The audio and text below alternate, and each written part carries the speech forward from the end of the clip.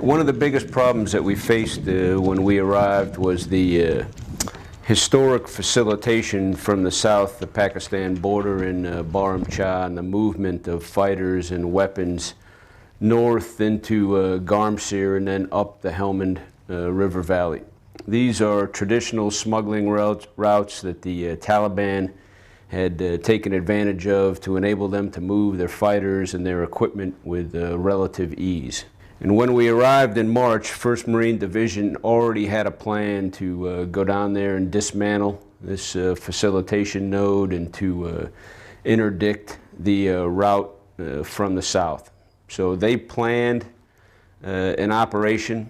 They handed it off to us and we executed. In fact, D-Day, if you will, was the day that we transferred authority here between 1st Marine Division and 2nd Marine Division. And I think it's important to note that we were able to sustain execution of that operation. We were able to execute a seamless transition with 1st Marine Division. We always talk about the fact that we stand on the shoulders of those that have gone before us, and in this case we were able to maintain the momentum that they had gained over the course of several months in the past year that they were here. So even as we rotated headquarters, we never stopped our operations.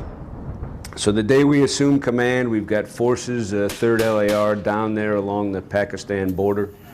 They conducted operations clearing the bazaar for 3 or 4 days down there. Then they pulled back from the border and established a patrol base, and we maintained continuous pressure and interdiction in the south for the next 8 months, with the LAR units rotating down there and continuing to disrupt that facilitation.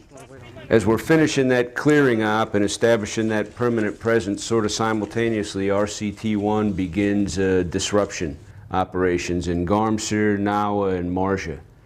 And RCT-1 with 4 battalions executes about 45 days of disruption leading up to May, which is the historical start of the fighting season.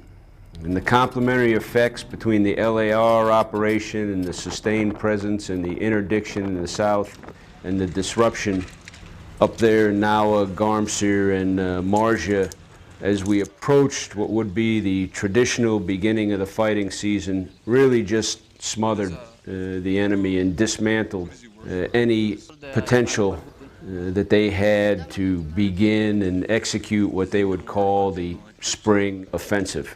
So what we saw last year in May and June was no real spring offensive, no beginning of the fighting season as they had witnessed in the spring of 2010.